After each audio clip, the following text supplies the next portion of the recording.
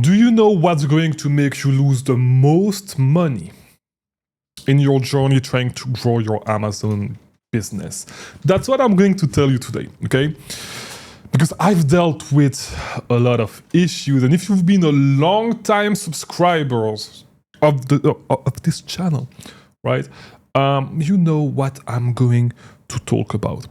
Because the thing that I've had the most issues with in this business is with prep centers, okay? A bad prep center is going to kill your business, and it's also really hard to find a good prep center. So in this video, I'm going to share my experience with you guys. I'm going to tell you what you should actually avoid, some red flags that you are going to see in the prep center, and I'm going to give you a lot of tips, a few tips, not a lot, all right? On what you should do to manage your prep centers. Okay, so if you do not know me, by the way, my name is Mangunza. I release videos here daily to help you with your Amazon business, right? So if you are new, subscribe so you get notified. To do that, you need to click the notification, but like you get notified with all the videos that I do right here on YouTube. Okay, so let's get started. So as I said, prep centers, bad. If you have a bad prep centers, you are going to lose a lot of money, okay?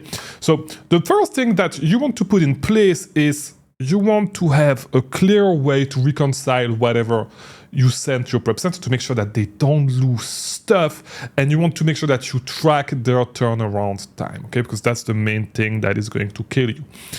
If your prep center cannot receive your items and then ship them out to Amazon in less than 48 hours, fire them.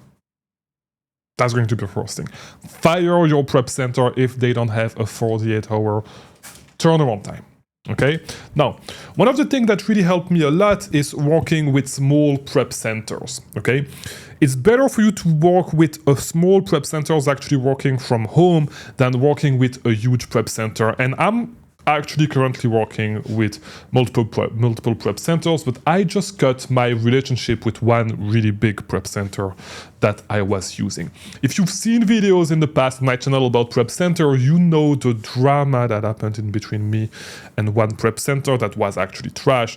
My first prep center, forgot their name, but they renamed themselves, and yeah, but like recently, like I had one specific prep center that I was using for returns, and they changed a lot of things, and we were not really happy with it, so we just switched up our provider for managing returns, right? The issue is that they were really slow, and I think they lost our inventory. I don't know what happened, and they were on some bullshit, and we paid the invoice, and it took like more than 1 month to send our stuff, right? So as a small Amazon seller, this bullshit, like this kind of bullshit is going to kill your business, right? And so to be 100% honest with you, these kinds of bullshit will happen way more with big prep center than with small prep centers, because there's one main thing that you need to understand when it comes to running a business, not just running a big business or an Amazon business, but running any business, okay? Running a business with a lot of overhead, which is the case for prep centers because you need to run the warehouse, you need to pay employees and all that stuff, and trying to grow a business to some big numbers is not something that is easy, okay? If you have a reliable small prep center run by one person, right, it's going to be way more reliable than running with a big, quote-unquote, big prep center. Why is that? Because it's really easy for these kinds of business to go out of business, right? If it's a one-person operation and the person is reliable, usually you're going to be fine. If it's kind of like a middle-sized, mid to big-size prep center, right, that has a warehouse and all that stuff, I'll tell you the failure rate of this business is kind of high, right? And so when your prep center actually starts failing, not going out of business, but is on the verge of going out of business, a lot of bad things are going to happen to you, and the main one is that you may actually lose your inventory, right? So for this reason, well, and this is one thing that I want you to actually understand, right? So you either like don't work, and that's going to be true for every single service provider that you're going to hire.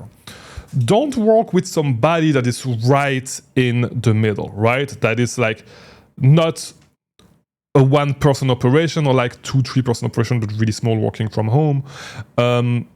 Either work with them or work with a huge company, but like an enterprise level company. And if you work with somebody in the middle, you are eventually going to get fucked. Because operating a business in that middle part right here is fucked up, okay? And as you grow your Amazon business, you will understand that you either want to run your business as like not a side hustle, but as a freedom business, as a lifestyle business, which allows you to have no overhead, travel all the time, work with a prep center, and like just enjoy life while running your business like I kind of do. Either you do this, or you run a huge business that you try to scale past $1 million months, okay? And I need you to understand that when we talk about business, I always talk about $100,000 months. I want you to understand that in the grand scheme of things, for a business, up to the point where you make $1 million a month, you're still a small business. You're an extremely small business, right? And so, if you like, it's really important that you understand this for your own business first of all, but that you start understanding this for the business that you're going to start with and that you're going to delegate stuff and that you are going to hire, right? Because as I said, that part in the middle, the part in between like somebody doing like a couple $100,000, like up to $1 million a month, right? And business making multiple $1 million a month, right? Everything in between is going to be super shaky, right? So if you run a lifestyle business with no overhead, like you're good, like you don't have to worry about if your business is going to exist in the next year, right? However, if you try to run a business that is not a lifestyle business, where you have a lot of employees, like, and overhead, and you're below $10 million a year, you are operating at a scale where you really don't know if you're still going to exist next year. And so that's true for the business that you're going to hire a service provider, and that's true with prep centers. So this is why I said, either you work with a huge 3PL, right? An enterprise level 3PL that's making millions and millions a month, right? Where you're not going to get the priority. You're not going to be the priority with them. But that they're not going to fail. You know that their systems are great. They've been in business for a long time, and that it's way less likely that they fail. These companies still fail, but like it happens rarely. And on the other end, you have the small moms and pops that are working from home. Choose one or the other. That's it, okay? There's downside with both, but like the middle part is where you don't want to end up. It's the same thing with your Amazon business. You don't want to end up in that middle part because you're going to get fucked. Your business is going to fail. You need to choose one or the other. You cannot operate in between the two. Either you scale a huge business and you go enterprise level, or you don't and you stay small. And you just run it as a lifestyle business, right? And by small, a couple $100,000 a month is a micro business, bro. Like, stop. Like, I think you don't realize this because you stay in this industry where, like, when you look at people on YouTube, $100,000 a month is huge. It's not huge. It's absolutely not huge. You're still a super small business at $100,000 a month, bro. Even at $500,000 a month, you're still a super small business, bro. You're not a business. You're just a hustle, right? And so that's the main thing. Choose one or the other. That's going to be the main thing. Just don't go in the middle because you're going to get fucked. Every single time I've done this in my business, I've been fucked. So, like, learn from my mistakes and don't do the same mistakes as I am. And that's something that I actually realized recently. Okay?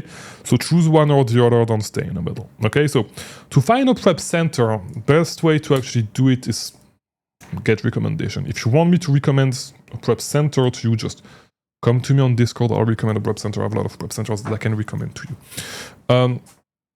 But that's that. And if you want one, just try a lot of them. But what I'm going to tell you is never rely 100% on just one prep center. Don't give a damn whatever you do. Don't rely on just one prep center. Now, in my opinion, the best place to hire a prep center is in Montana. okay? Because in Montana, you have more of these moms and pops prep center, which is a sales tax-free state. In Oregon, right, you have, which is not a tax-free state, you have more prep centers that are in that middle level that I actually told you about, which is a terrible place to be at. Okay, so in my opinion, what I would tell you is like stay away from Oregon, go with Montana. All right, so that's pretty much all I wanted to share with you in this video. Make sure that you don't get a trash prep center, right? And if you get one, fire them fast and find another one. Okay, and try to build your way to have at least two prep centers, right? So you can split the load. Okay, and yeah, so hopefully this video was helpful, and I'll see you tomorrow for a new video. Thank you for watching.